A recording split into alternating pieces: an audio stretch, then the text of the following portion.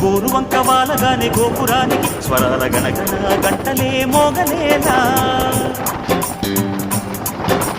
గోపబాలుడొచ్చినాక గోకులానికి పెదాల కిలకిలా గుంపులే పుట్టలేదా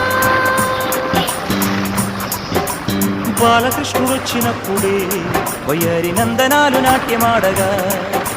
వారసుని చూసినప్పుడే వరాల వాంఛలెల్లి పల్లవించగా నందుడింట చిందులేసి అందమై